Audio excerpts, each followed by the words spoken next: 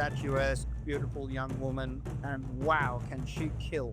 A fine young shark too stands there. That's a compliment from a Viking man. And then suddenly, the British have crossbow, and their own version of the crossbow made from local materials, and they're mass-produced, and everybody's got them. What the hell happened? Hey, this is weird. This is like an Oppenheimer event. I did a while ago came across a very obscure scholar who wrote this very rare manuscript, and he made the bold claim that while you were in Japan, you slayed an Oni demon and saved a Japanese princess. Is it true?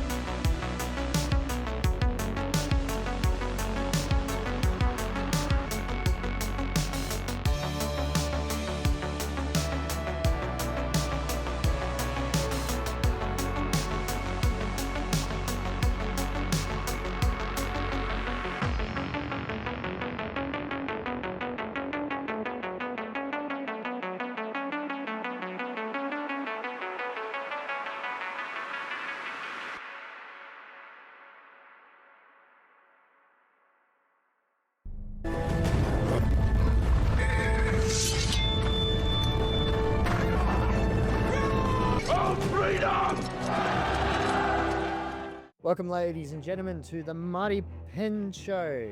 We're here with Simon Higgins, an established writer. He's written for over 12 years? Simon, is that correct? 25. 25 years, my mistake. And I know this show is about the pen is mightier than the sword, but I did bring my own sword in, as we're going to be talking about Viking later in the show, as Simon has released his new book, Dragons of Dusk and Dawn, that can be purchased at amazon.com or .au if you're in Australia. It's a fantastic read. Be sure to go and grab a copy if you love historical fiction with Vikings and ancient Chinese people. This is a great read. Congratulations on the new book launch, Simon. I did a while ago came across a very obscure scholar who wrote this very rare manuscript, and he made the bold claim that while you were in Japan, you slayed an Oni demon and saved a Japanese princess. Is it true? Well, there's a kind of a sliver of truth in there. I get most legends, most myths. There's some basis, in fact. I wrote a book partly wrote in Japan, while I was in Japan training, which I finished in Australia, which was the third of the Moonshadow trilogy about the world of the shinobi or ninja. And in that book, there is an Oni demon, the famous, giant creature that always seems to come from one particular compass direction, and is a terrifying figure with a stone club and a single horn coming out of its head. And I did actually, while I was in Japan, have dinner with a prince, a real prince from the royal family of Japan. But so you can see how with myths and legends, things always change. I didn't write about an Oni, I killed an Oni. It wasn't a prince, it was a princess. I think this really proves that human legend is about the storytelling urge. You get a bit of fact and you always want to turn it into something a little bit more dramatic. Yeah, well, whoever that obscure scholar was, he must be a kindred spirit, because he takes after you. Very good storyteller. Definitely the gift of the gab is there. Also, talking about legends, I've heard legends about the Higgins clan. I think there was some military exploits regarding the Higgins. Pretty much nothing but military exploits for many, many generations. My father was a professional soldier. He was in World War II. His father was a professional soldier. He died of wounds he sustained in World War I. Many of the ancestors on both sides, my father and my mother's side of the family, were professional soldiers for the British Army. And also, being in many parts of the world, exotic parts of the world, kind of went along with that. My father's father in World War I was in Mesopotamia in the Middle East. My father and mother grew up in British India. They also lived in Africa, Cyprus, Southeast Asia. So this was great for me because when I was growing up as a child, I was eating foods from all over the world, which my mother had learned to cook while living in different places, and hearing great stories. Not only travel stories, but stories of living in a completely alien culture to the typical British culture. And my father and mother both spoke a bit of Hindi. My father also spoke Tamil and Urdu, and they'd picked up a smattering of African words. So it's really, really an interesting childhood, and they were both good storytellers. Yes, and like you were looking at your Irish ancestry at one point, and what revelations did you come across? Well, there was kind of two stages to the whole, who do you think you are type journey for me. One was I went to Ireland to meet my people from the old Irish lands, and it was a really wonderful experience. My Irish family have been farming for generations there, and they're very successful. And they farm in County Sligo, and it's part of what they call the Gaeltacht, where many people still speak Gaelic and the old languages, which at one stage, ironically, the British Empire tried to kind of wipe out. I stayed with my Irish relatives. They're wonderfully warm and hospitable people, and I found out there was a genealogist in the family, and she told me that she'd really looked deeply into the ancestry and how it connected, and how it connected with Irish expats who'd gone to places like South America and been involved in revolutions, others who'd been involved in the Napoleonic Wars. It's the old story. When you have farming people who fall on hard times, all through European and English history, this happened. It happened with the Scots. It happened with the Welsh. You often end up working for your enemy as a mercenary or as a soldier to make the difference between your family starving or not. Way back in history, many of what was then the Higgins clan became involved in fighting as soldiers for the English in different contexts, and they distinguished themselves apparently quite well. So they received, some of them, battlefield knighthoods, which obviously did a lot for the family, its name, its platform. And we ended up with a coat of arms, which has a castle on it, and then a number of small castles representing land holdings. It often denotes people who came from farming and became knights. And it has a griffin rampant on the top of the castle holding a sword aloft and a great helmet. These heraldic symbols indicate knights not born but made, made by deeds on the battlefield. So that's pretty exciting to find all that out. And it partially explained to me why, from a very early age, I've been so interested in swords, combat, and kind of all this sort of thing. And as you can see, everywhere I live, I end up with a collection of swords, and I've been training with swords for a long time, different kinds. The next step in the whole revelation, the whole journey, was I got a DNA test done in 2018 because I was just curious about my ancestral DNA. And this is actually what triggered the writing of Dragons of Dusk and Dawn. The DNA test confirmed what I already knew, that my family had Irish, Scottish, Welsh, English from the Devon area, and French blood, but there were a few surprises in there too. I didn't know it until I had the DNA test, but I have some genes from northern Italy. I immediately told my wife this is why I must have a good singing voice, and along with the French blood, must be a great lover. She was kind of scathing of that. But the other things I found out, all jokes aside, was that I have a lot of Scandinavian DNA and also Asian DNA. And this suddenly explained a great deal to me about why I'd had from childhood a fixation with the old Norse culture and also with Asian culture, particularly East Asian culture. And from a very early age, I've been reading about Chinese, Korean, Japanese history. I've been particularly interested in Chinese wisdom books. I read the Tao Te Ching of Lao Tzu from an early age, translations of it. I read it every year. I do consider myself a Taoist, which I have to point out, if you're not familiar with it, readers, viewers, etc., it's not a religion. It's a philosophical view of the world. It doesn't have a deity. It doesn't have rules of conduct. It simply has a perspective. In fact, in the opening chapter of the Tao Te Ching, the first thing it says is that if you attribute the mind of the universe to a being, to a deity, or you give it a name, or you develop a whole bunch of rules, you are already off the path. You are already no longer flowing with the Tao, with the way, which is really interesting. And this is a philosophical system that predates Buddhism, Christianity, Islam, predates all of them, and is China's only true native philosophical concept that you could argue is a kind of religion because it involves the belief in a divine cosmic mind. Confucianism, which is the other thing I got interested in very early on, is a wisdom system based on how then should we live. And Kongzi, Confucius, who said, he didn't particularly believe in the gods. He didn't understand if there were gods and if there were, what they would want. He confined himself to human relationships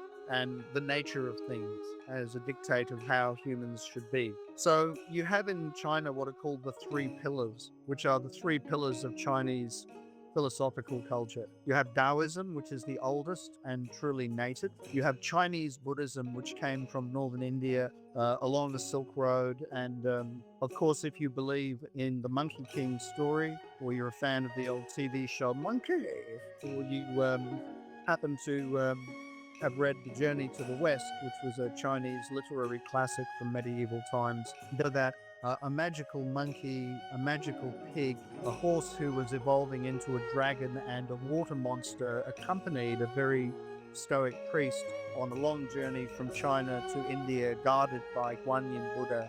And they brought back the Buddhist sutras to India, and that's how Buddhism actually got from India to China in the time of the Kang Dynasty. Well, something like that did happen, maybe minus a lot of the magic bits. There really were some great pilgrimages and retrieval of knowledge. The third, so you have Confucianism, Taoism, and Buddhism. That's the three pillars of Chinese philosophical thought. And I got very interested in these at an early age, along with Sun Tzu's Art of War. So when I found out that I had Asian DNA as well as Viking DNA, and of course I have to add, pretty much a huge percentage of the British Isles have Viking DNA because there were raids, there were invasions, there were also settlements, there was interbreeding. It contributed to the kind of the zestiness and the ferocity of the English people, for sure. It also contributed to their robustness because science tells us the more, broadly you incorporate different gene pools into a race, the more resilient they tend to be. At the opposite end of the scale, you have the Habsburg dynasty who were doing the Targaryen thing from Game of Thrones. They were, mating, breeding, and marrying with their own sisters. And they ended up with, deformities and lots of stillbirths and, lots of mental defection, this kind of thing. Of course, we all know from history, more recent history, it was the Irish and the Chinese who built Australia. If you leave out all the kind of the right-wing white rhetoric and you just actually read real history, source documents. Ironically, the Chinese were not part of the Eureka Stockade, that shining moment that was Australia's kind of symbolic Alamo or William Wallace style uprising against oppression, or Boston Tea Party, whatever you want to call it. And the main reason was language. The other miners who were represented multiple countries on the goldfields of Ballarat, they couldn't get the Chinese involved and couldn't get their support because very few people could communicate with them, and there was a real firewall between those two wings of the mining fields. Had that not been the case, there would have been we would have seen some kung fu fighting in Eureka Stockade, which would have been awesome. But the way it did work out was the Chinese originally called a certain place in Victoria by the name of New Gold Mountain. Had a lot of input, a lot of participation, both in investment and in physical labor and in cultural know-how in building a city there. That city, New Gold Mountain, that at one stage even had its own Chinese currency in Chinese language, is now known as the city of Melbourne.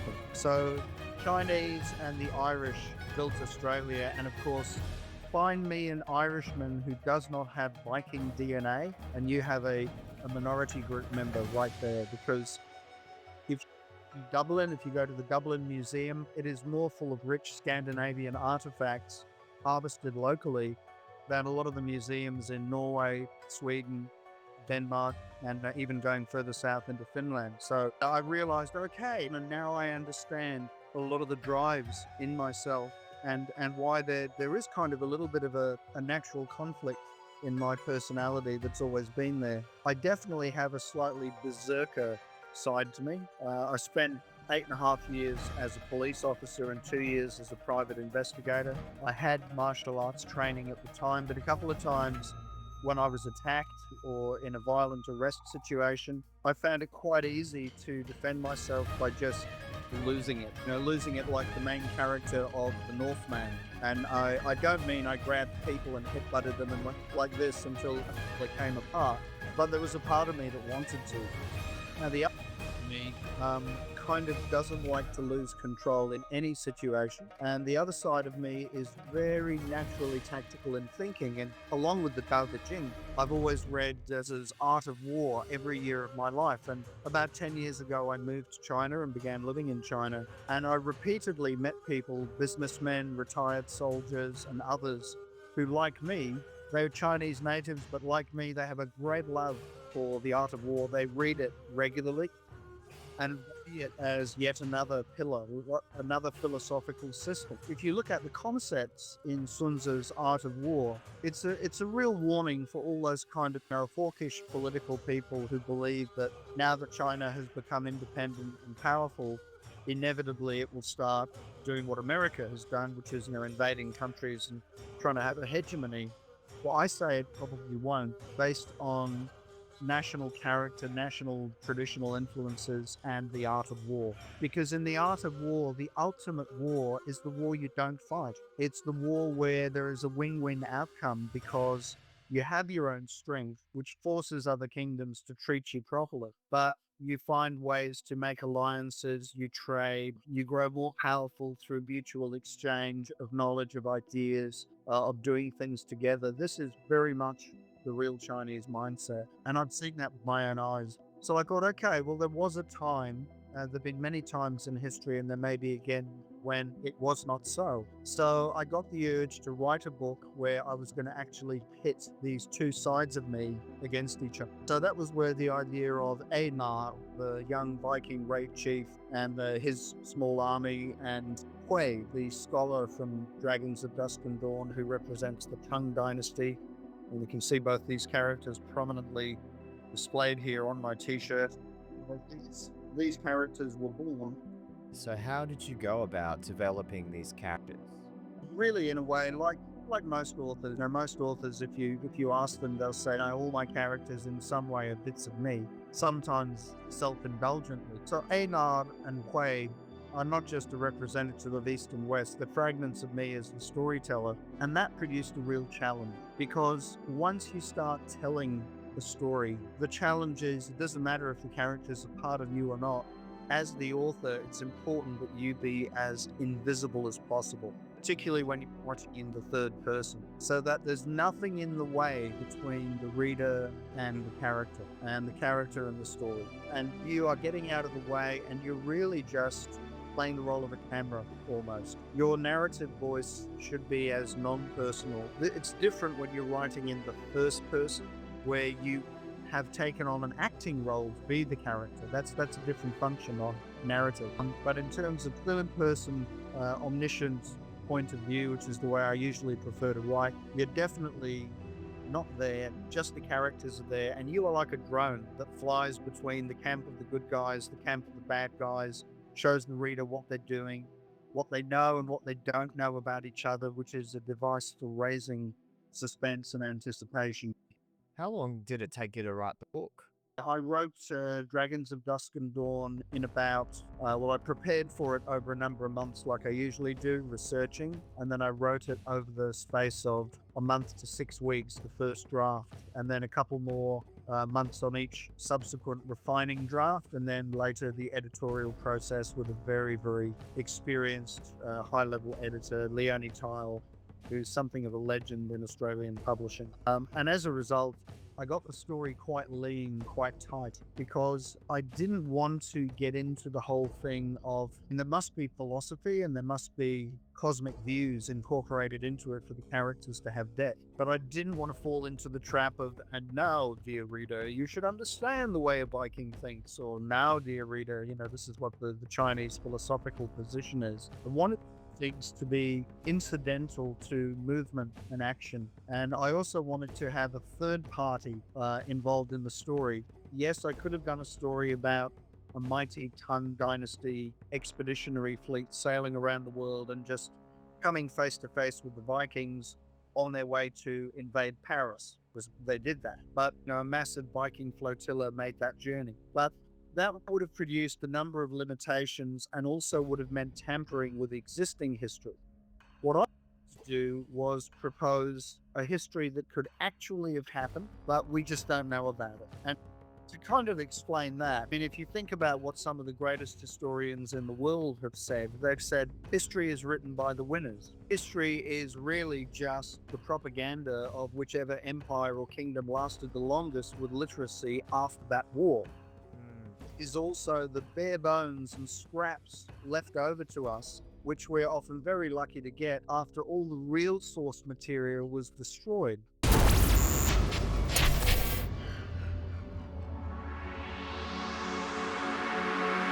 After a hard day in the writer's den or in the drawing studio, it can make one very thirsty. Whether you're a lonely ranger, a Puritan hunter, Robin Hood in need of an ear, or a formidable deathstalker, There is only one thing to do. Head to the tavern, buy me an ale. Click the link below or scan the QR code to show your support for this channel.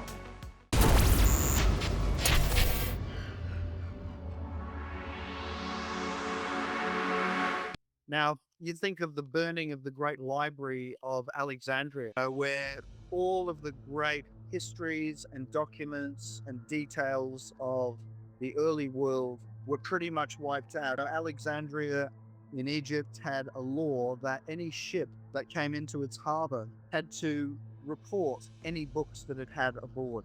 Books, scrolls, anything in literature. Then the scribes would come from the great library and check if they already had a copy. If they didn't have a copy, that copy was confiscated from the ship, copied, and then returned later so that that was added to the some knowledge of mankind. And this is why interesting historical figures are often misunderstood, like, Queen Cleopatra of Egypt, who was the last of the pharaohs, but was actually Greek, was actually a sexy seductress who looked like a young Angelina Jolie, like you always see in the movies. According to contemporary sources, she was actually quite a plain-looking girl, but super intelligent and brilliantly manipulative, and that's why she seduced Caesar and then later Mark Antony, his general. Cleopatra spoke multiple languages. Cleopatra could read in multiple languages. Cleopatra was very proud of the Great Library, and Cleopatra was an author. Now,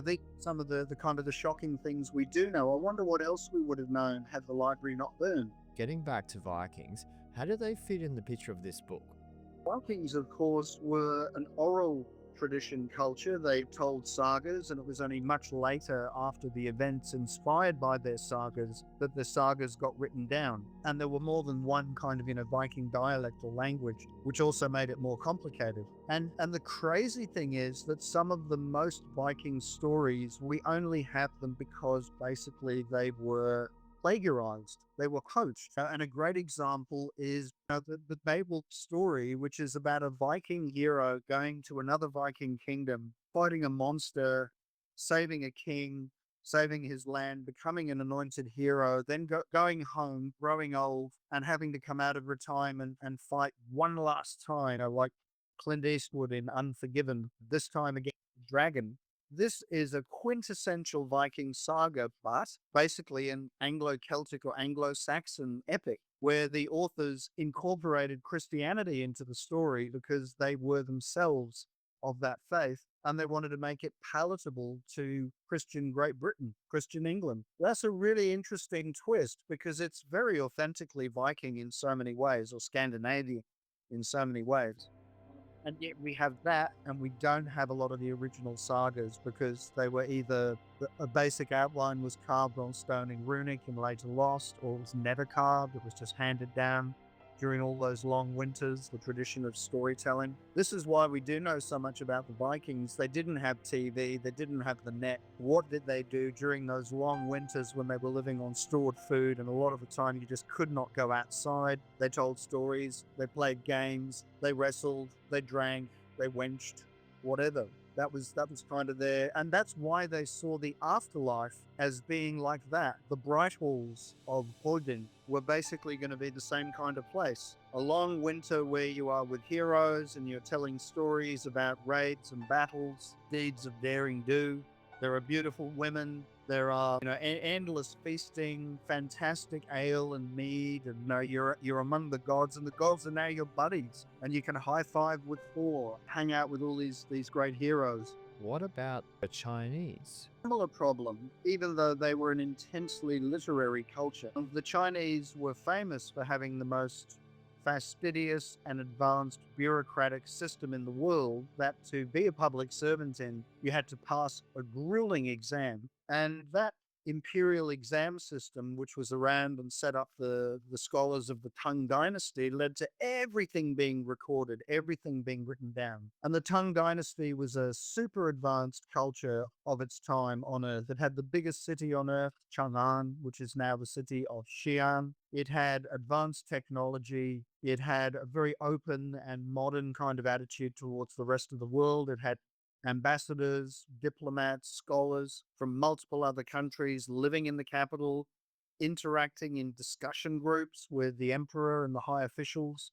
It invited Buddhism in and had debates between Buddhists and Taoists and Christians. And the emperor would sit and watch this stuff and be fascinated about this interplay of philosophy and religion. Highly tolerant, highly outward looking, and very scientific. They had incredibly advanced medicine compared to the West. How is the West different from the Chinese? Now, if you were living in the Western world during what was known as medieval or Dark Ages times, they'd put mercury in you because mercury was a virtuous element of the astrological table. So you got sick, they'd put mercury into you, which would then poison you. But they wouldn't just put it into you. Many schools of medicine in medieval Europe would take bits of metal imbued with these various elements and hammer them into your spine with a mallet. So they'd also make you a quadriplegic or paraplegic as they're killing you. And of course, they didn't really believe in bathing. Once a season was enough. Many people, it was once a year. They didn't believe in the idea of fresh air. When the plague came around or some flu-like thing, the first thing they did was close all the doors and windows because they believed that it was coming in with evil influences that had to be blocked out. So then everyone in the family, of course, would catch it, and this would assist in the spreading. And, when you compare that to traditional Chinese medicine that the Tang Dynasty had, their knowledge of herbs, so much of which has stood up to modern scientific scrutiny, and core herbs that they use that stimulate the endocrine and immune systems like ginseng, they were streets ahead. But then something terrible happened. Many times throughout the 5,000 years of Chinese history, a dynasty fell. It was through some other powerful noble family or a general staging a coup, very much the kind of thing we see with tragic regularity in Africa these days. So when the Tang Dynasty fell, the rebel army made a point of deliberately burning the royal archives and the imperial records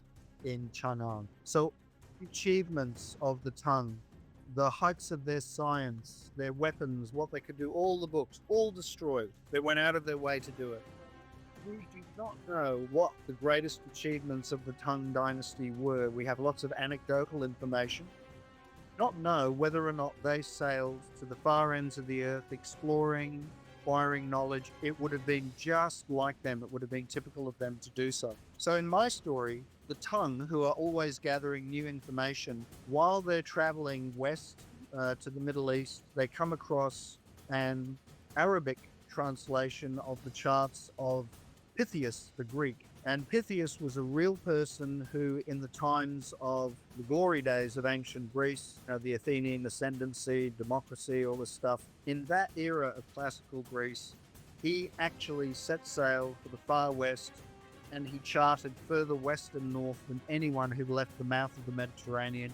He even charted part of the British coastline. Now, this is true. It's obscure knowledge, but it's a fact. So my characters, this great expeditionary fleet of the Tang dynasty, stumble on an Arabian translation of the maps of Pythias, and they decide to press even further west than they were originally sent, and then swing north. So they go around the Horn of Africa and into the Atlantic, and they chart the coasts of Britain. Now, this is not unbelievable. This is not a fantastic premise. If you consider that during the Ming dynasty, which came later, the Ming dynasty kicked off in the 1600s, the Ming were in a situation where they had to try and redevelop a lot of the lost knowledge of the Tang and the Song dynasties that had come earlier, who were very clever. They succeeded in getting a lot of Song technology back. One of the things they got back were giant ships, including a mothership the size of an aircraft carrier that had compartments that could be flooded, sealed off and flooded in the event of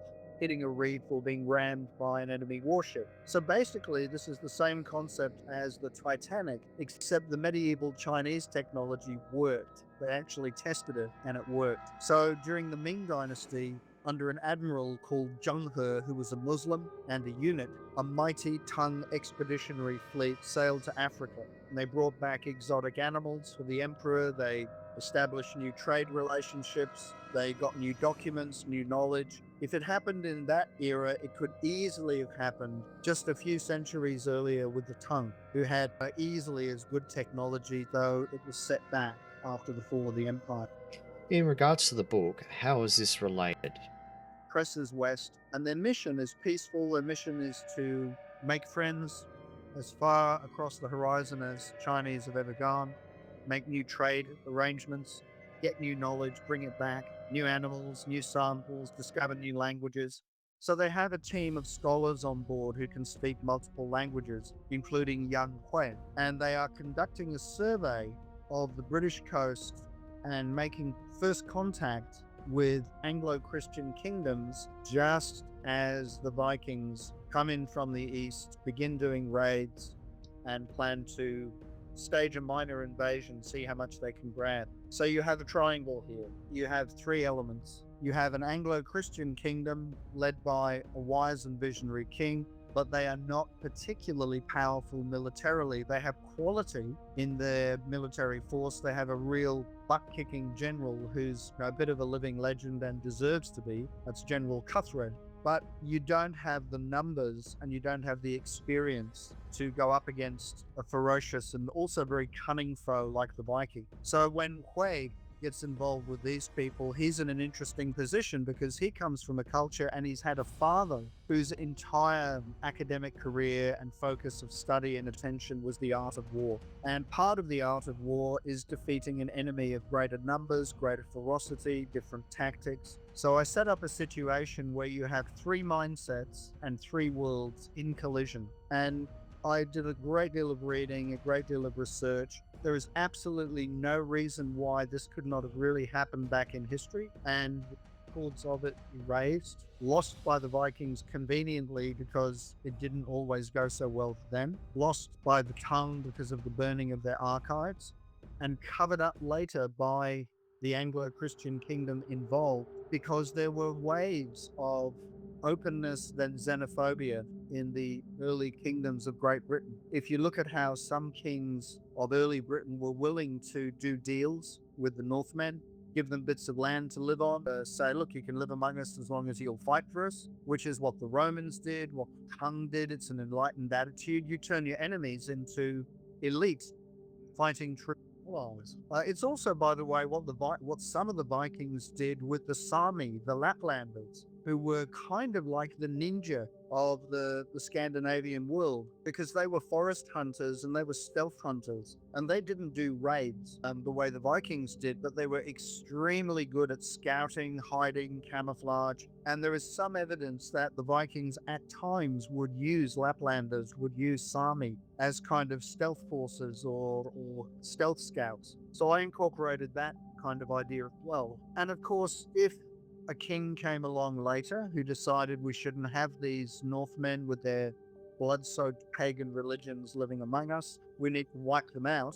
And that happened. That happened several times. Entire peaceful Viking communities, Scandinavian communities that had been there for more than a generation in England were just pounced upon and butchered in violation of treaty of previous people. Some of those kings would be anxious to cover up the records of their deeds, and even that there even were Northmen living among them at any stage. And of course, don't forget that Great Britain, originally called Britannia by the Romans and given a series of other names by different kingdoms, was always anything but the United Kingdom that it later came to be called. And right through English history, different kingdoms, different factions, even within England itself, were at each other's throats, betraying each other, enlisting the Vikings to help them or the French to help them, trash each other. The great irony was, in the end, the Vikings came in big time through the back door anyway, because when the Vikings successfully settled Normandy,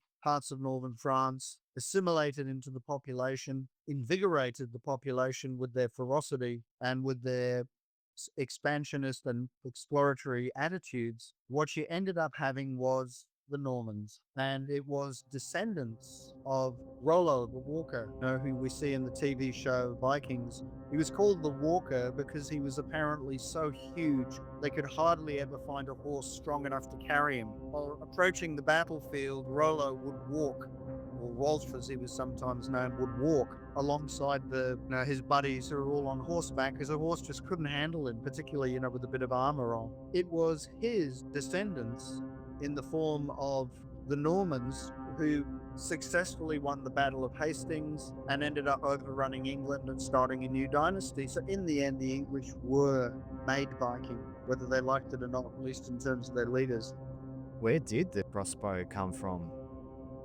The crossbow, if you look into records of battles and the history both of northern France and particularly of England, during the Dark Ages or medieval times, 1 minute there's no sign of it. It's just all longbows, and of course the Welsh longbows were the most powerful and the biggest. And then suddenly the British have crossbow and their own version of the crossbow made from local materials, and they're mass produced and everybody's got them. What the hell happened? And this is weird. This is like an Oppenheimer event. Did they have a Jewish scientist, Jewish American scientist or something who just suddenly said, "Hey guys, I've invented this awesome weapon," and then, wow, let's use it. It'll stop all future wars. It wasn't like that. It came from somewhere, and it cannot really be effectively argued that it trickled along the Silk Road from east to west, because the stuff that was in England during the Dark Ages that had been coming from the Silk Road had been coming for centuries and was already established. The royalty of Britain who wore silk, they were wearing Chinese silks, the same Chinese silks that the Romans loved. And it was only later, when there were a number of Christian missionaries, Catholic missionaries in China, and some of them worked out that this stuff called silk, if you worked out the origin of it, the silkworms, and you actually stole the secret and shipped it back to Europe, you could make your monastery and you could make your particular patron, your particular lord or protector very wealthy. And that's what happened. It's only then that the knowledge of how to make silk left China. So we are talking here about medieval times. So for a long, long time, vital knowledge never got out of China, just products that were approved. Because remember, the dynasties weren't stupid. The dynasties were well aware that, these are goods we sell to make a profit from, but we don't tell other lands who we know little about or we presume are barbarians, we don't tell them our greatest secrets. We don't export how to do things. There is a school of thought that says that the Romans, who were contemporaries of the Han dynasty, very early, also very clever, Chinese dynasty, from which most modern Chinese identify in terms of ethnicity. Now, they say, I am Han Chinese. Well, it's not an ethnic group. It's just the name of the first dynasty, the first big dynasty in China that we have a lot of information about. The Han dynasty traded with the Romans. We know that because we have found Roman goods in Han tombs, and we know the Romans loved silk, and the emperors and their lords and ladies, they all wore Chinese silk. So we know there was trade. And there's a number of other things got there too. But it has been hypothesized, and it may be correct, that early Roman catapults, war machines, trebuchets, scorpions, giant crossbows, that this knowledge was obtained from the Chinese, who definitely had it very, very early, definitely had it ahead of the rest of the world. And some people might be offended by that. Some people of European heritage might say, excuse me, now what about Archimedes and all his weapons and all the, later on, Leonardo, all these great inventors? Okay, just do a little exercise. Use something very simple like Britannica or Wikipedia online. Press look up Chinese inventions, Chinese fictional inventions. Just pages and pages and pages, far outstripping the ancient and medieval world's European or Middle Eastern inventions. I'm not saying that on some sort of racial one-upmanship basis. It's just a fact. It's just historical fact. Look at globe-changing inventions. The compass, Chinese invention. The clock, Chinese invention. Paper, Chinese invention. Modern cartography, Chinese invention.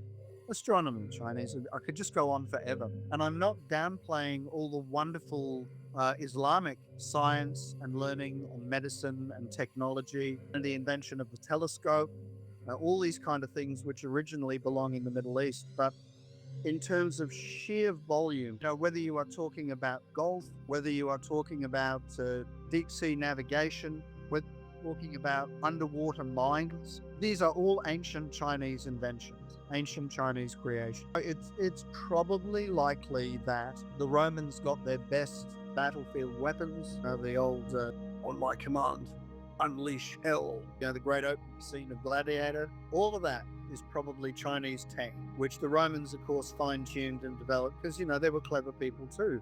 And the crossbow is the dead giveaway. The crossbow, the fact that Chinese knowledge in general did not migrate east to west along the Silk Road. Otherwise, English school children would have been flying kites in the time of Alfred the Great, which they were not. Kites were unknown. Not long after that period of history, suddenly, the crossbow. So my argument is that my story is an alternate history which could easily have happened. All it requires for it to be true is that in the three civilizations, the knowledge of what happened was either conveniently forgotten because it was embarrassing, or it was actively destroyed and concealed. And things like the crossbow and awareness that there was a great, vast Roman-like empire far to the west, even after the fall of the far to the east, even after the fall of the Roman Empire. These are giveaways that there was contact with Kung Dynasty explorers. The Ming Dynasty had brief periods where they were outward looking and launched expeditions, but they alternated between being outward looking and very insular and closing the country, not to the extent that the Japanese later did under the Tokugawa shogunate, where they literally sealed the country except for a trading island for the Dutch near Nagasaki. Otherwise, you could not leave or enter Japan no matter who you were.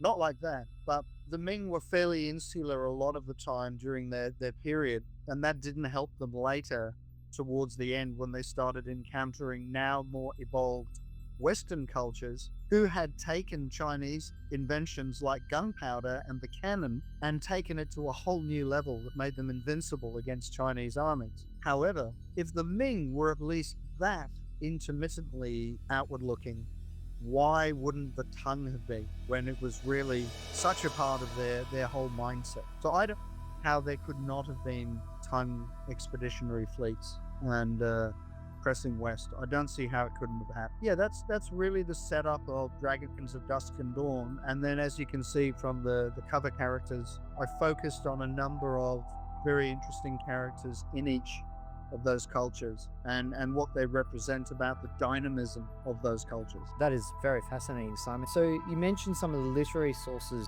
that that inspired the work.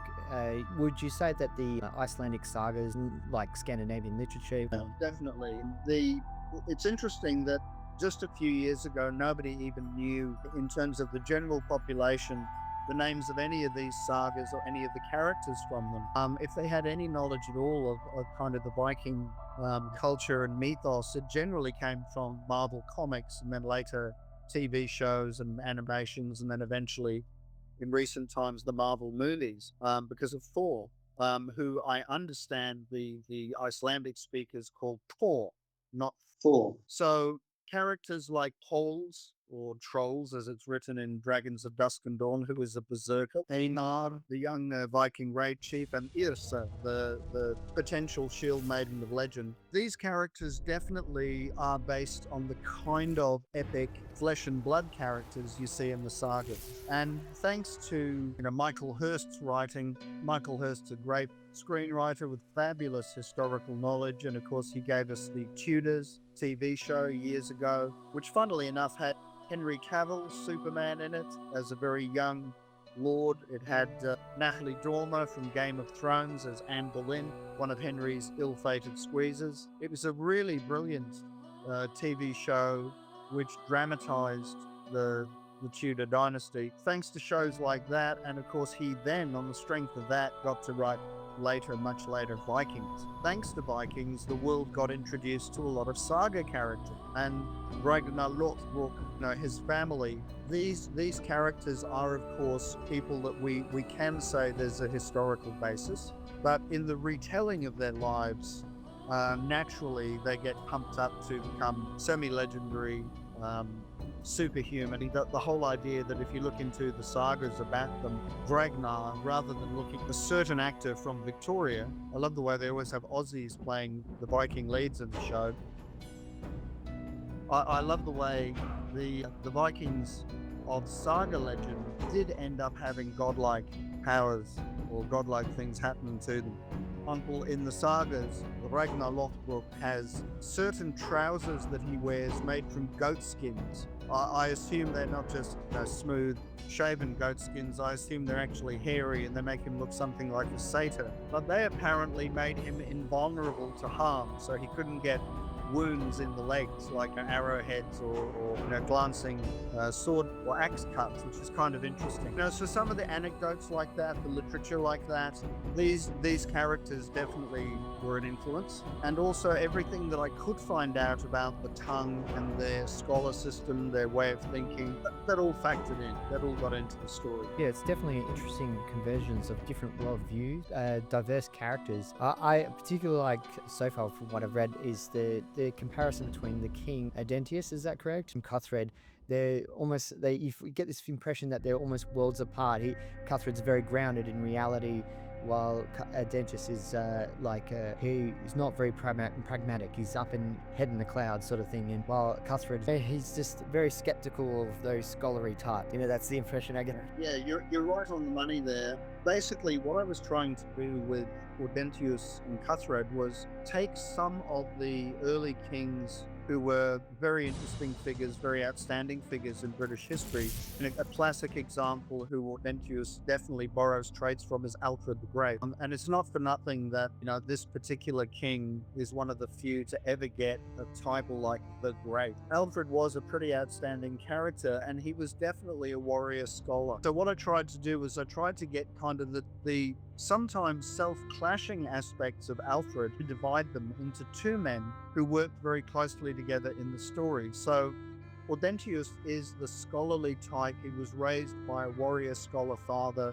who kind of idolized the Romans' influence on England, but in a way that is a little bit convenient. When you have a culture which is very powerful and it conquers you and it dominates you, but then it recedes, then it withdraws. You get this interesting thing in history where a lot of the formerly conquered, the next generation kind of starts to idolize that influence in a way that maybe their fathers or grandfathers never could. And it's a funny thing, you look at some countries in Southeast Asia where back in the day, they had quite tribal or native-like cultures, and they were conquered, quite literally conquered by the people who are now the Chinese. And they then became quite Chinese. And they came to have great love and great respect over the generations for that Chinese culture, and even take it as their own culture to some extent. And then when that empire receded or shrank, you now had a new hybridized nation. And an example is Vietnam. Vietnam is just over the border from where I live in Guangxi province, one of the southernmost provinces of China. And if you go to Vietnam, just over the border, there's distinctive Vietnamese culture from ancient times still alive, but also many people that speak Chinese, and many Chinese language words are part of the Vietnamese language. And another example to take that situation and spin it on its head.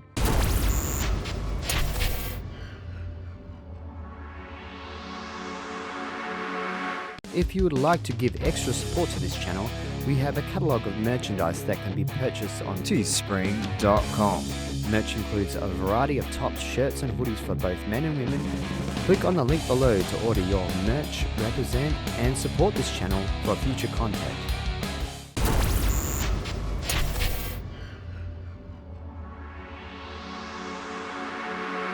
The Chinese themselves, despite building the Great Wall, were eventually overrun by the Mongols from the north, who became the Yuan dynasty under first Genghis Khan, but really Kublai Khan was the kind of the great solid conqueror, where it wasn't waves that came and went, it was moving in and staying there. And then an enormous number of the Mongols became kind of acceptable. Elements of Mongol culture became incorporated into Chinese culture, and even more so, the Mongols themselves were passively conquered by the beauty and the depth of the Chinese culture they had taken over. So whereas they had begun as a very intelligent and very ferocious warrior culture living on horseback and never really settling down, and even their capital city and the dome, the pleasure dome of the Khan in Xanadu, well, this is all poetry. They never really invested anything in terms of architecture, long-term building structure,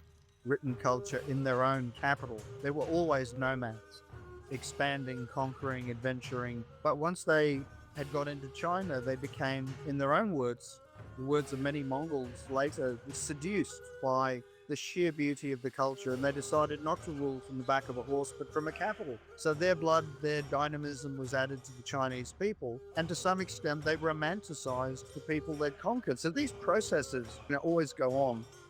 I think to some extent, Puce's father romanticized the Romans, passed this on to his son, and his son then got this idea that being a scholar, as well as a strong king, assimilating enemies and doing a win-win thing with them, trading with them rather than trying to wipe them out. Because remember, Alfred the Great did deals with the Vikings, as well as fought them. And also the idea in Audentius's mind that there will always be somewhere in the world, somewhere to the east, a great empire. And if the Romans have receded or fallen, nature abhors a vacuum, philosophically speaking, so somebody will take their place. And that somebody, in his mind, turns out to be represented by Hui. When Hui turns up in his kingdom, he begins to think, okay, there is a great and scholarly empire far to the east, replacing the Romans, and it's these people, the tongue, that this clever young man represents, with all this knowledge and all this confidence. Catherine, on the other hand, is the side of Alfred the Great and men like him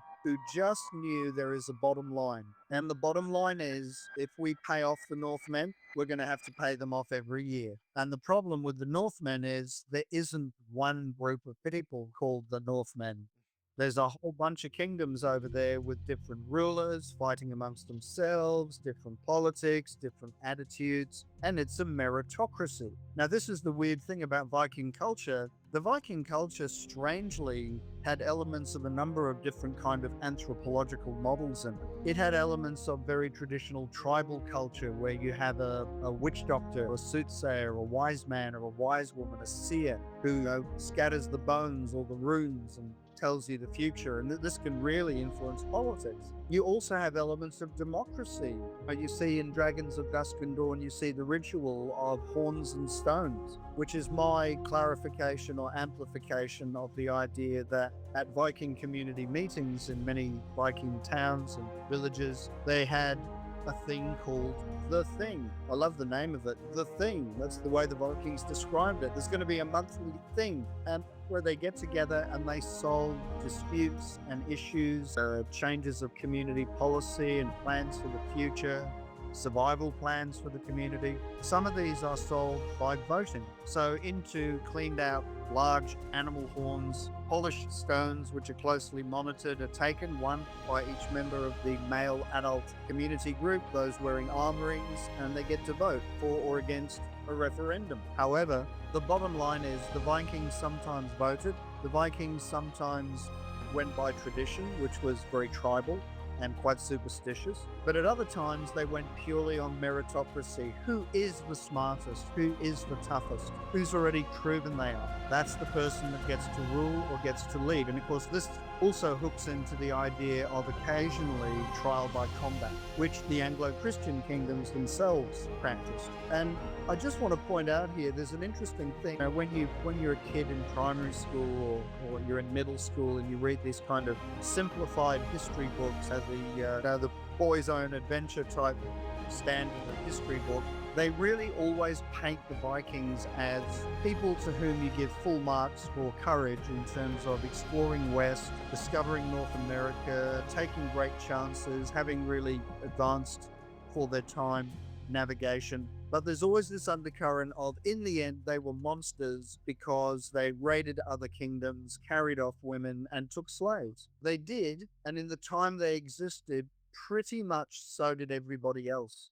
regardless of religion or ideology. Many of the Anglo-Christian kingdoms had slaves. They might have given them different names. They might have called them serfs, as in the later feudal system when it was kind of made very official and kind of structured. But they practiced forms of slavery, and they raided and they took prisoners, including women for sex slaves. Happened all the time. And kings with concubines. I mean, this is or emperors with concubines. This is a universal human phenomenon, regardless of religion or ideology. Just, if people don't believe me when I say that, do more reading. Just do more reading. And when I say reading, I don't mean do keyword searches on the internet and read a few website pages. You go to a goddamn library and get books that you can check out the scholarship of those who have written them. Books about history written by scholars and using source documents. Real scholars who go to museums and libraries and archives and wearing white gloves and using tweezers and using ancient languages they spend years mastering. They actually read what people who were there. No political correctness filtering, no wokeness, no, oh my God, we can't say that, we were the good guys. Just how it is. Yeah, definitely. It's based on power, make profits. It was an economic, not nothing. People using it as a form of and power. And as you said, every race, every creed, every culture, it was a big part of the ancient world. Absolutely. We might think that the Vikings, for example, were savages because at the thing, just like you see in Dragons of Dusk and Dawn, a complainant, a plaintiff, can get up and say to the Jarl, the Earl or the Lord of the village, who's usually the richest or toughest or smartest or all of the above or best placed, they can get up and say to him, I have a dispute with my neighbor. He robbed me. I want justice. And the neighbor can say, no, he's lying. It's the other way around. He's the guy that started all this. Now, this is not something the community can vote on because a lot of it is a he said thing. And a lot of it, the only witnesses that are available are the slaves or the family members of the two characters. So, of course, they're going to back up their own men. So we might say, well, the Vikings are savage because the Lord says, okay, well, you guys, if you agree, you can settle this trial by combat. Fight each other to the death. You get 3 shields and an axe each. Away you go. And whoever lives, the gods are on their side. Now, we might say that is just barbaric. And what has that got to do with justice? So let's flash across the North Sea to an Anglo-Christian kingdom, whether it be Mercia or one of the others in that period of history. And let's look at what would happen if someone went before the king and said, my neighbor robbed me. And not only that, while I was away, he raped my wife. I want him put to death and I want my stolen treasures back, etc. And the neighbor says he's a liar. I proclaim my innocence, and I proclaim it before God. I call on God to find me innocent. The king sits back in his chair and says, okay, let me consult with the abbot of the local monastery. What do you think? And the abbot says, well, my liege, the recommended unction in this situation is we shall heat a hot iron bar, and the one who has called upon God to vindicate him will pick up the bar to show his purity and his faith, and it will burn him mayhap, but if his wounds heal within just a few days, he speaks the truth. If his wounds take more than a week to heal, he has lied and should be put to death as not only a liar but a blasphemer. Excuse me? This is going to come down to two things. If that guy who burns himself goes home and quickly finds the village witch, who he's never wanted to speak to before because he's a Christian, and he says, look at this burn on my hand, I've got to lose this within a few days, what can you do for me? I've got money. The witch says, aloe vera, 3 times a day, applied very quick, because the village witch is actually a healer, is actually a traditional earth-friendly herbalist, not someone that flies around on a broomstick and plays Quidditch. He gets aloe vera applied to his hand, he heals really fast, he goes back and shows it to the king. Now he's the victor. Now he's the good guy. God has vindicated him. And it's his neighbor who's going to be executed for lying or have to pay compensation or whatever. Really? This is civilization? This is better than the Vikings? It's just a variant in my book. Yes, those times were very troubled, very dark times indeed, and both cultures had their pros and cons, and you can't say one's better than the other, for sure. Indeed. And I could give so many examples. And another important thing relating to meritocracy and relating to one of the characters is the Viking character of Yrsa. Yrsa in Dragons of Dusk and Dawn is a 16-year-old who's been born unusually tall, broad and robust. Her family is one of the wealthier families in Einar's community. Yrsa means little bear, and she certainly is a little bear. She's fierce, she's tough, she's been on raids to the east and into what is modern Russia with her family, which is something the Scandinavians were doing before they ever really kind of hit the West and hit Britain. And she's a great little fighter and brave and ferocious with it and intelligent, knows how to navigate all this stuff. So she has cashed in on the meritocracy side of the Viking culture to compete with Einar for leadership of the spring raids. This is not in any way impossible. It's not a common phenomenon in Scandinavian culture based on what I've read. But when you look at the fact that the saga characters like Lagertha, who we see as Lagertha in the Vikings TV show, and we look at some of the barrow tombs, which appear to contain female bones complete with swords and shields and armor and high-level jewelry indicating wealth and position in society, it definitely seems like there were shield maidens. There were female warriors given great respect, afforded great status in the world of the Vikings. Now, at the same time that Yrsa is living in her culture and able to compete with Einar, we have Elvia, who is the daughter of General Cuthbert, who is a scholar. Now, she's in her late teens, super intelligent, also very brave. She's had to go about rising in the society in a completely different way. In Viking society, a woman could divorce her husband if he was abusive. In Viking society, in most of their communities, a woman, if she was beaten or attacked or threatened with weapons by her husband, could actually kill him if she was a better fighter. She had to immediately go and declare this to witnesses, bring them back, show them the crime scene, and report it, and then it had to be sanctioned at the next thing. But she had an out. So virtually, there was a capital punishment / self-defense clause for women in Viking culture. Now, in Anglo-Christian culture of the same era, women were very much the chattel of their husband.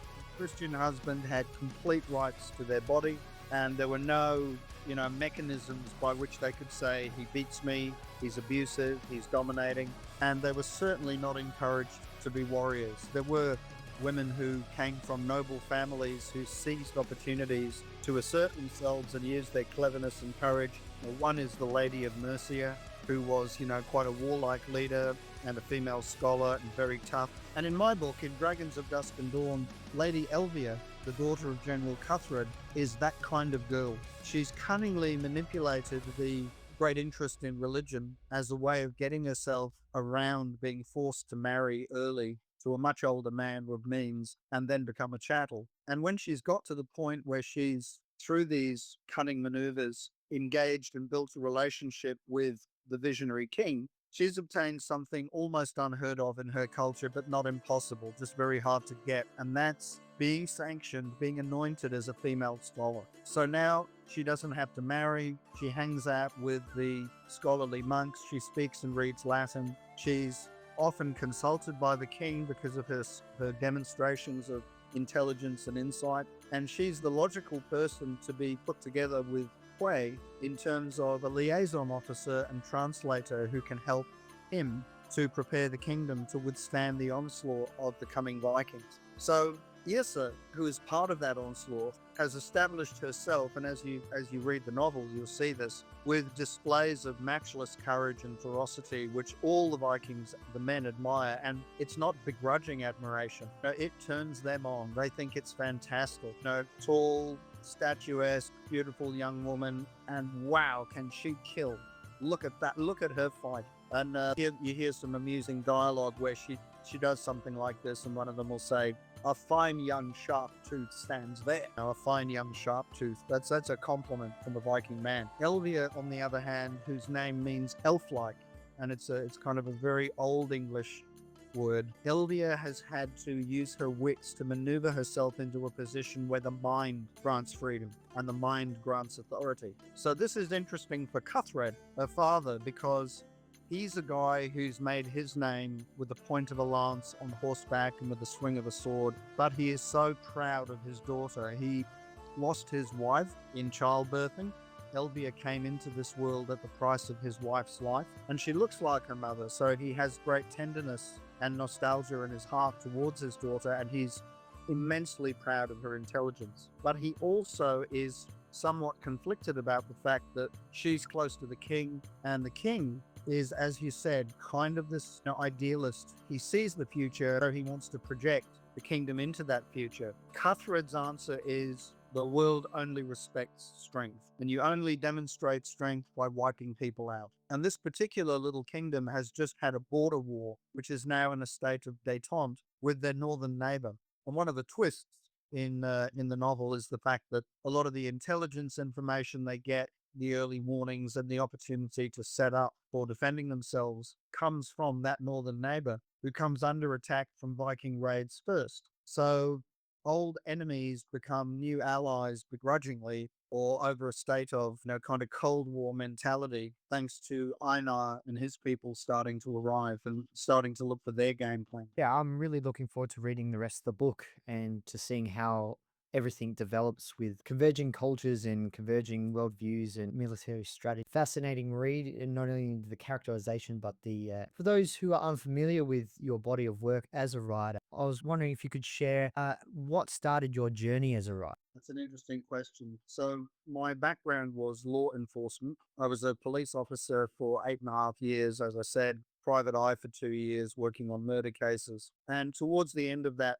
decade, in that environment, I really needed to get into something more positive. I was starting to develop post-traumatic stress disorder, and I just seen too much, done too much, had enough. I wanted to get out. So I began writing as I had in my childhood, as I had in high school. I began writing to basically purge my demons and do something positive and creative, and it seemed logical if I was going to try and get published to write crime fiction first. So I was working on my very last murder case, my last homicide case, and at the same time I was writing what became my first published novel, Dr. Id, which was about a serial killer. So that was a really interesting experience, sitting there at night on the computer, typing a file about the real murder case I'm working on, closing that file, opening another file, working on a series of murders that are an invention of my imagination. When I'd finished that novel, I pitched it to 2 publishers, Random House and Penguin, who, interestingly enough, have now merged. They've now become one big corporate publishing house. Both publishers wanted the book. They thought my real-life background would lend credibility, but also they thought the book was kind of something that hadn't been done before because it was written for the young adult market. Invariably, I've written either for children or young adults or both. And the young adult market had never had a book written about a serial killer who uses the internet to hunt his victims. Now, we're talking about 1999 here, which is when the book was published. Now, for many of the listeners and viewers today, 1999 is an internet you weren't around to see. And it's kind of like when old people like me talk about the golden age of disco in the 70s. You see I have my disco ball going there in the background, but that's really there because that's the simulated northern lights that you see on the cover of Dragons of Dusk and Dawn. That's the best way I could simulate it. Just as a lot of people who love 70s music wish they'd been there's a lot of people today wish they'd known the early internet because, well, frankly, it was the Wild West. It was a very different online experience to how it is today. In the 90s, the internet was still thought of by many people as just some weird, geeky teenage boy thing that was going to blow over. It was going to be like a fad that was going to come and go. And a lot of people were refusing to get involved with it and saying, oh, no, I'm not going to buy an internet-friendly computer. I just need a typewriter still, or an electric typewriter with its own printer or whatever. Very interesting. There were still thousands of bulletin boards where you posted information and got links to email back and forth with people. There was no social media of the kind we know today. It simply had not been invented yet. Bandwidth speeds were quite slow, so when you downloaded files, it took forever to download like a very small few megabytes music file in most parts of the world. There were very few, comparatively speaking, websites compared to the bulletin boards. And online games were extremely primitive, extremely simple, and online interaction games were mostly text-based. And the biggest, most scary thing that made it exciting was it was pretty much unpoliced. I don't know if you realize it, but today there are many cyber cops prowling around unseen, and many bots and algorithms used by law enforcement groups and governments and international law enforcement groups out here hunting on the internet, looking for pedophiles, looking for scammers, looking for predators. And I guess they need to, and I guess this is a very necessary thing because a lot of people have been predated and ripped off that had bad experiences via the internet and via social media. I was one of the first people in the 80s to start using the internet as part of my police life, and boy was it primitive. It was totally unpoliced and slow and primitive, and you often didn't know who you were talking to. You just simply had no way of verifying it. So that was the idea behind Dr. Id. When that novel became successful, I went on to write 2 more crime thrillers, Cybercage and The Stalking Zone, and they involved the same group of young, very computer clever characters involved with different kinds of criminals. The first novel was about a serial killer. The second one was about a prison escapee who was highly intelligent and seized control of a building run by an AI computer system. Now, this is a book that came out in about the year 2000, and I was looking forward to the future and thinking about AI as it would be. And the third one in the series is called The Stalking Zone, and I would like a $1 or a hot dinner for every person who has come up to me over the years since The Stalking Zone was published in the early 2000s and looked me in the face and said, "Oh, they stole your book. They turned it into a movie and they just slightly changed a few things and now it's Wolf Creek." And I said, "No, get out of here. You're kidding me." Now, I'm not saying, and I'm not making some kind of legal online declaration here, so don't bother to email me, lawyer. I'm not saying Wolf Creek is stolen from The Stalking Zone, but there are some remarkable resemblances in that the original Wolf Creek movie, just like The Stalking Zone, is about a young man and 2 young women hunted in the Australian outback by a deranged sniper who was a Vietnam veteran. And that was the premise of my novel.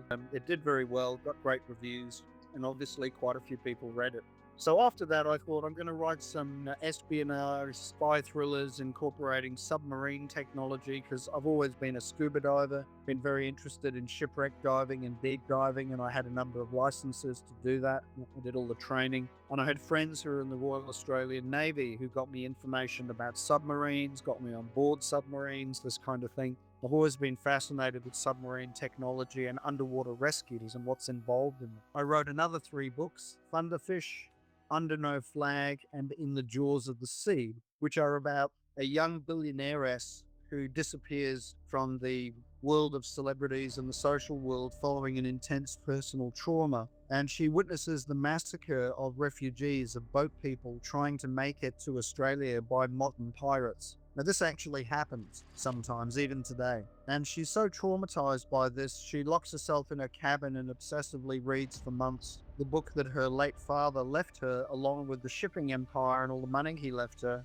which is 20,000 Leagues Under the Sea by Jules Verne. And when she finally comes out of this fugue which transforms her, she becomes the self-styled Captain Nemo of the 21st century. And she buys a combat submarine from Russia on the black market, which you can actually do, refits it with high-tech weapons and technology, and begins hunting pirates and rescuing refugees. Now, this weird premise, I don't know, it was just one of those weird ideas, came to me in a flash, and I worked on it and researched it and found out more and more how credible it was. The book was so successful, it became my first bestseller, Thunderfish, and 2 Hollywood studios looked at making a big budget movie out of it. But it was the Thunderfish that got away. A lot of writers have these stories of near misses with Hollywood film deals, and this is mine. It was looked at, but it didn't end up happening. I'm not sure the exact politics or the reasons, but my agent had to come back to me and say, no, neither of them are going ahead, which is very sad. However, by the time that all this had happened, I was really on the map as a writer and I could write anything I wanted. And I thought, well, what am I going to write next? And I thought it was finally time to start writing about my great lifelong passion for and love of East Asian culture.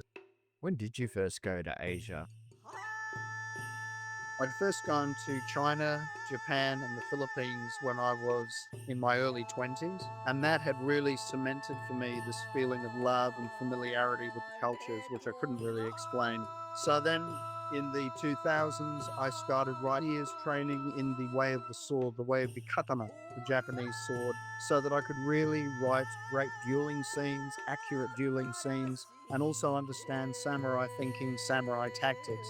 That led me to eventually competing in the art of Iago, the art of the sword, and I competed in Australia in one contest and won a gold medal. I later then competed in the world titles in Kyoto in Japan in front of a prince from the royal family of Japan, and in 2008 came 5th in that world title, which was very exciting and a great honor. So my first Moonshadow book, Moonshadow The Eye of the Beast, was a bestseller and was translated into a number of languages, sold in the United States as well by Little Brown, the publishers of the Twilight series. That triggered a situation where I got invited all over the world to do sword demonstrations, talk about my books, talk about creative writing. I went to universities. I got to speak in a university in London where when I went to fill in the visitor's book, I looked at the previous page and the last visitor who'd signed in that university to give a speech was Her late Majesty Queen Elizabeth II. May all the gods rest her soul. So that was a huge honor. I thought, this is cool. Hundreds of years ago, a British royal knighted members of my family, and now I get to give a speech where the reigning Queen of England is the previous guest speaker to me. That is awesome. Very happy about that. That really impressed my Chinese wife. She thought that was very, very cool. And when I took her to England on our honeymoon, I took her to Windsor Castle and I showed her my family shield on the ceiling along with a lot of other family shields of battlefield knights. And she insisted on going to the gift shop and buying a fridge magnet of the family shield so she could proudly display it to her family in China, which was really touching. So yeah, 3 Moonshadow books, Eye of the Beast, The Wrath of Silver Wolf, The Twilight War, 2 Tomodachi books, Edge of the World, Forest of the Night. That pretty much brings us up to date except for one book which I wrote in 2000 called Beyond the Shaking Time. Where do we find your books? Just go to my website, simonhiggins.net. On the landing page, it also, by the way, has links for ordering Dragons of Dusk and Dawn from Amazon. And on the books page, it'll give you the whole history of all my trilogies and my duology and book covers, previous book covers, awards won, reviews from critics, and what the book is about. We'll give you a blurb.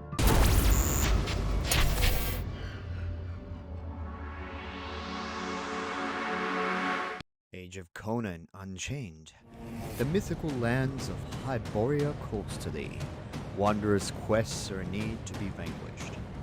Join me on high adventure of the many kingdoms of Robbie Howard's fictional worlds of a distant past that could have been. And if you dare, you can collaborate with me for domination in a world full of monsters and rival armies battling for supremacy. Throughout the episodes, I'll be giving commentary on Howard's Hyborian Age, and I'll be taking chats from viewers and co-players to discuss all things Conan related. Tune into my Twitch channel at Manifesto Barbarian. I look forward to seeing my fellow barbarians in the age of Conan Unchained.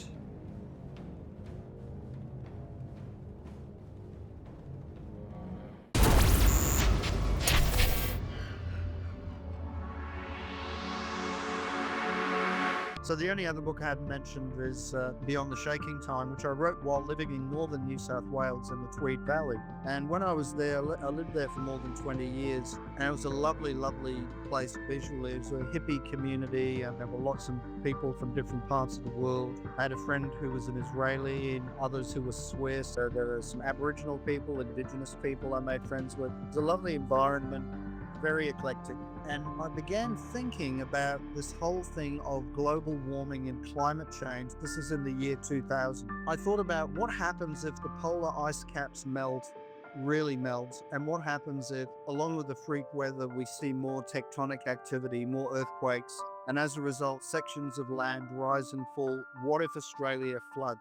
And all the mountaintops in Australia become islands. And scattered on those islands are remote communities of survivors who are multicultural, who have to try and survive. Wouldn't they turn back when the bullets run out to original hunting and guerrilla warfare techniques? So I went and saw people from the Bundjalung tribe, and I interviewed them and chatted with them about, how did you guys make war? How did you defend yourselves in the old days? And they came up with this fantastic thing. They told me about a weapon they had, the bouncing boomerang. I have a boomerang up there that I display very proudly, which came from the Western Deserts. This one is from Pitjantjatjara people. It doesn't return. It's a hunting boomerang that is not meant to come back, and neither is the bouncing boomerang used by the Bundjalung people from the New South Wales coast. But their weapon could be put on the same level as the famous Dam Busters bouncing bomb in World War II. Here's how it works. They told me when tribes would do battle over territories or breaches of territory, or somebody carried off somebody's wife, they would get together in groups, and they were quite fair about it. It would be like 10 warriors on this side, 10 warriors on this side. And most of the tribes would have shields of some kind, and they'd be waiting with their spears. So the idea was everyone would take a turn throwing a spear or a boomerang, and the other side would try and block, and then the other side would throw back. This made me think straight away of those very gentlemanly duels that you see in the kind of the Barry Lyndon era, where you fire first, sir. No, he says you fire first, this kind of thing. And they each take one shot at each other, and whoever is the deadly accurate nerves of steel guy, he's going to win. The Bundjalungs came up with this boomerang that had a very unusual shape. Imagine a teardrop where the end of the teardrop has been bent to one side after heating the wood when it's soft and sappy and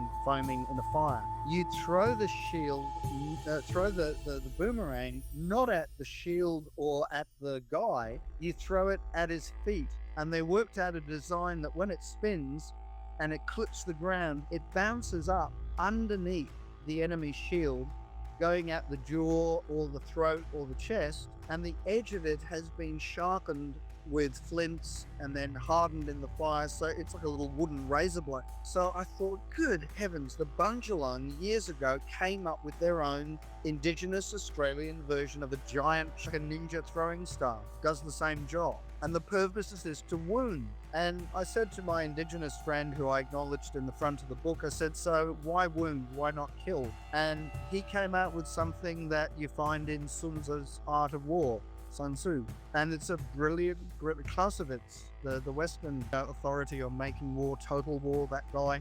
He also said this: you do not want to just kill the enemy on a equal footing. You have 10 guys fighting 10 guys. You all shoot at each other.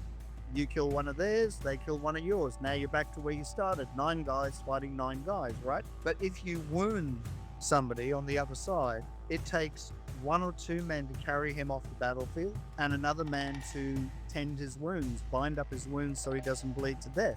Now maybe you lost 1 guy in that first exchange, but they've lost 2 or 3. Now you have the numerical advantage of the firepower numerical advantage. The Bundjalung have worked this out thousands of years ago, and so they had the bouncing boomerang. So I incorporated that into the decisive battles in the story. So that's a quick overview of a lot of my books, and you'll get the impression that I'm always interested in fight scenes and action scenes and battle scenes that are completely feasible.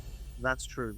It's absolutely true. All my fight scenes, no matter what weapons are used, or if it's unarmed combat, some kind of hand-to-hand combat, they are all tried out. They're all choreographed. And when I write them, I'm writing them, but really just, again, becoming a camera, becoming a drone, as I see these 2 characters fighting in a way that I know would work for both of them, and would be something each one would try. I just really love your body of work, how it appeals to people like myself, the action orientated, the drama, the characterizations. But yeah, it's great to see a writer who would appeal to young boys and men who are growing up in the world, looking for a good yarn, a good story to read. I noticed, was it you that wrote it, or there was an article written called masculizing reading, like to encourage young boys to read, get into the habit of reading, to expand their minds. And it is an issue, because I noticed when I went to uni, for example, one of my classes was Greek mythology.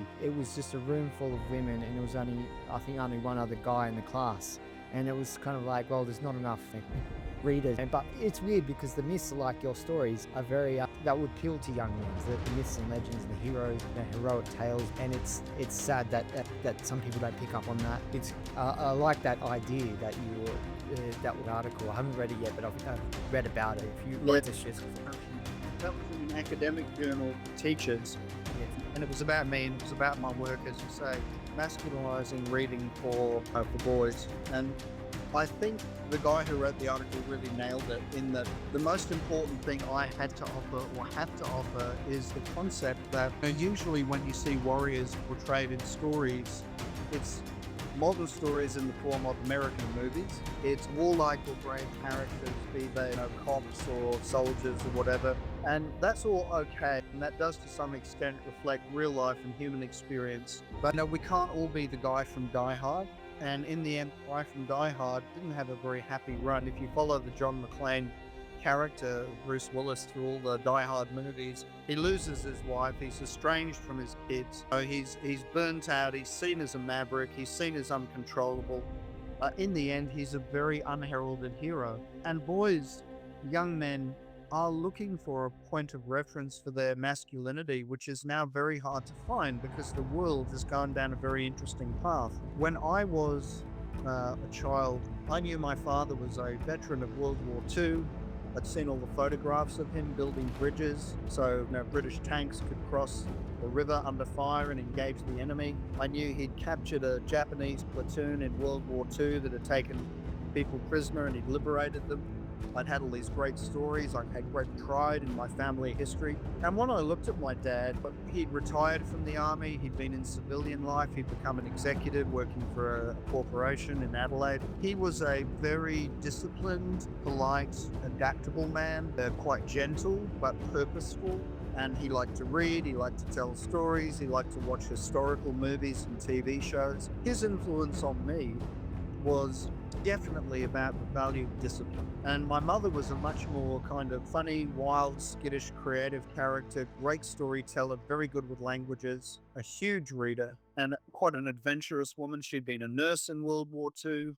She'd had adventures, including dangerous ones in Africa and India, in native villages, and she told me about them. She once had to stop a leper woman from grabbing me, who wanted to buy me from her when their car got bogged down in a village, all this kind of wild stuff. And my mother was very casual about it. That's what happens if you go to the frontier. There's drama. You just got to work it out, handle it. It's the pioneers that get the arrows. Even though they were part of something which we now see as just totally bad, colonization, the colonization of India and Africa by a world empire and all of that stuff. Yeah, absolutely horrible things were done, but also good things were done at times.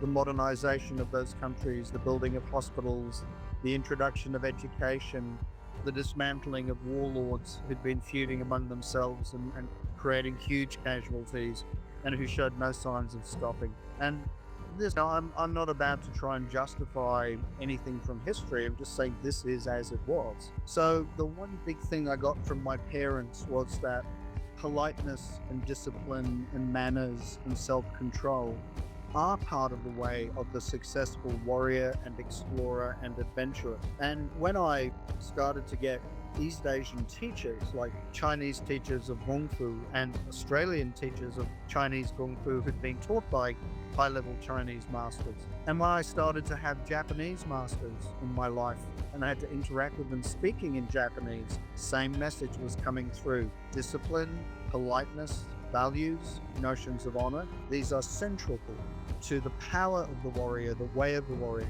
They're not just affectations that make you look cool. They give you personal power. They give you a sense of authority and rightness. They give you a sense of values, which feeds your courage, feeds your strength. No, you're not just a guy going into a cage trying to beat up another guy and trash talking him, and you want money and you want fame and you want platform. And if that's how you want to live, you have the right. And I take nothing away from you. Yeah, it takes courage to do mixed martial arts.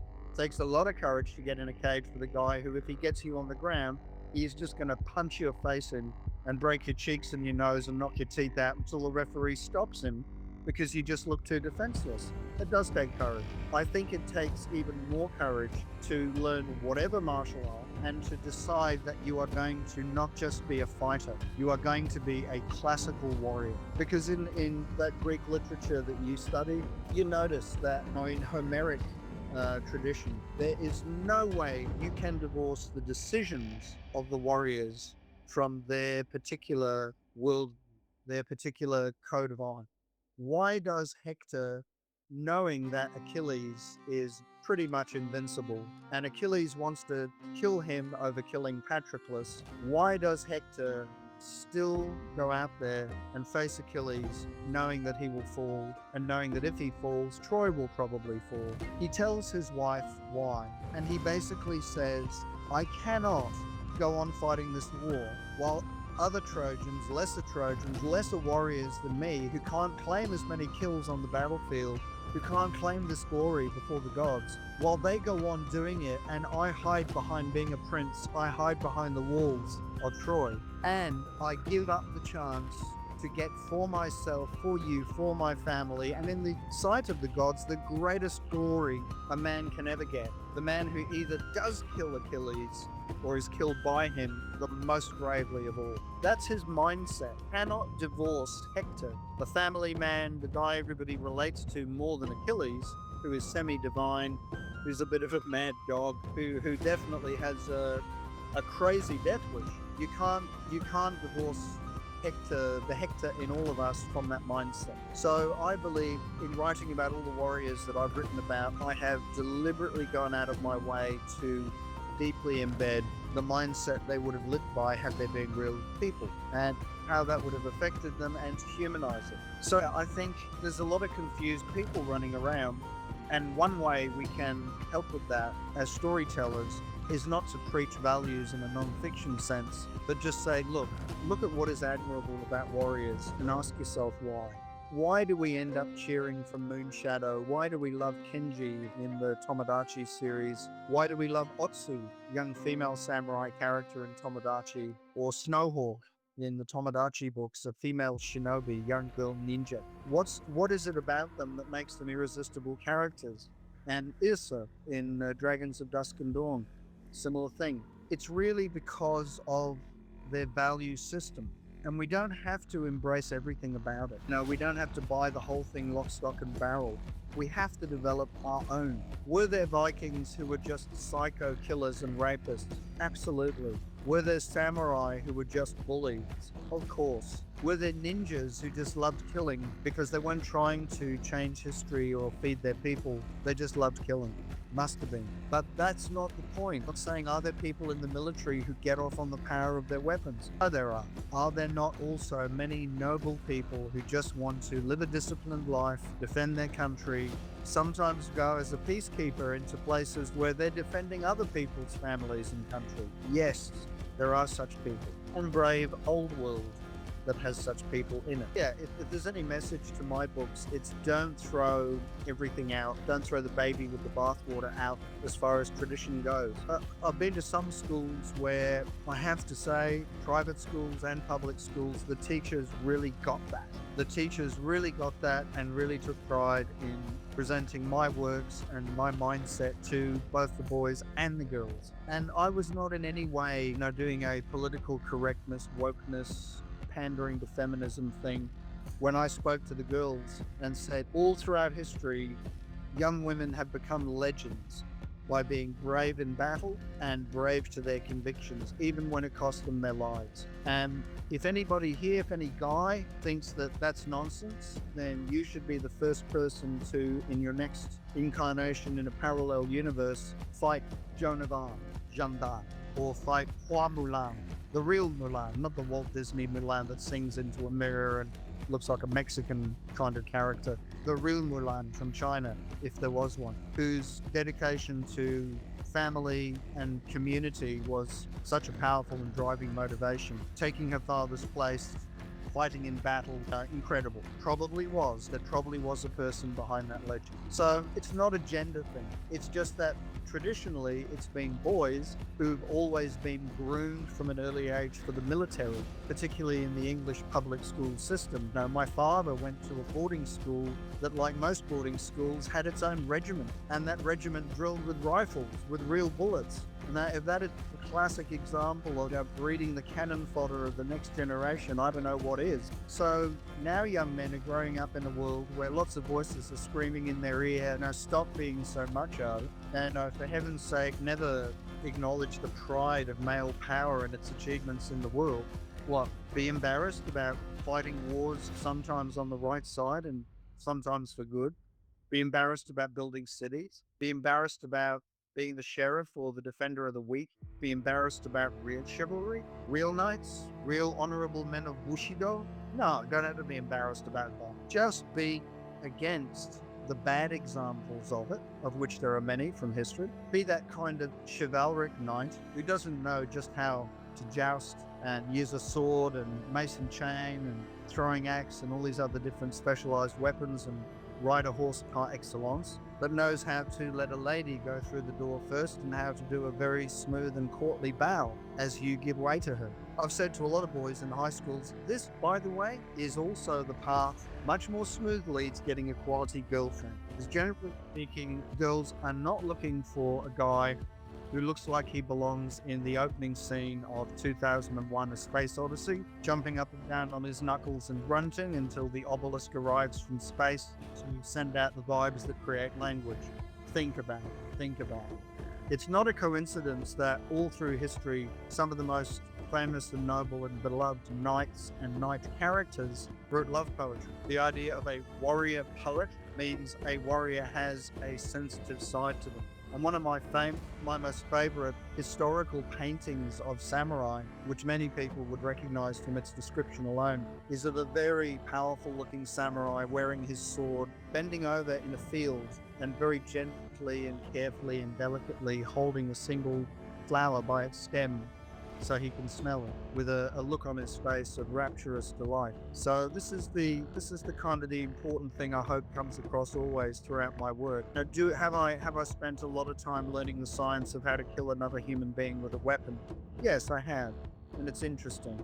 And I hope I never ever am in a position where I have to do it for real. That is a matter of fate. That is a matter of the Tao and whether or not civilization collapses, which I hope it doesn't. But did I learn a whole lot of more important things along the way? Yes. I did. Those things were all to do with self-control. And, have I ever been in a situation since I started my martial arts journey at 16 where somebody wanted to pick a fight with me? Well, of course. I was a policeman for almost 10 years. So many situations. 99.9% of them, I am delighted to say, I talked my way out of. And that is a very good metaphor in itself for how I think a warrior should live and self-style. You fight when you have to.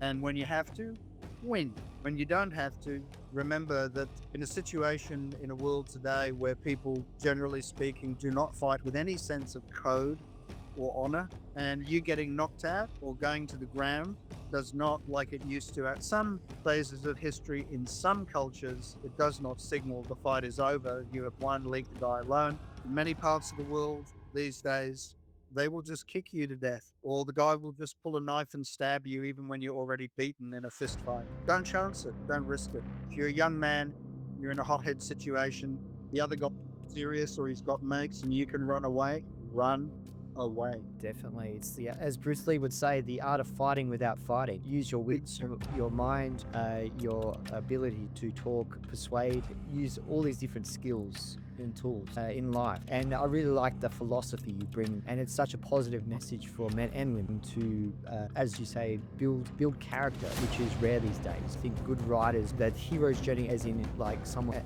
like individual, transforming into better and greater, like alchemy, led into gold. That is such a positive. Really looking forward to reading the rest of this book. If you haven't grabbed a copy yet, go to Amazon.com. Dragons of Duscalor is an excellent read. I highly recommend. Just remember the pen is mightier than the sword, but we still love our swords, of course. Yes, I'll have all the links in the description of Simon's social media accounts, his website and everything there, so you can find out some more.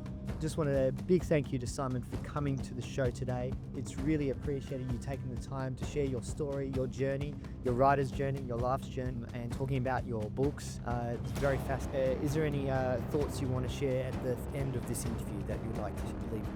Probably because we've been talking a lot about conflict between warriors, between nations, surviving in the world with all its struggles. I would like to just end with quoting in Dragons of Dusk and Dawn, Quaid expresses the Taoist view that really the man or woman does what they can to make their way through life, but in the end the river of life sweeps you along, and when you do what you can in the end, it is not you who reveals your destiny, the universe reveals your destiny. And I think that's very true.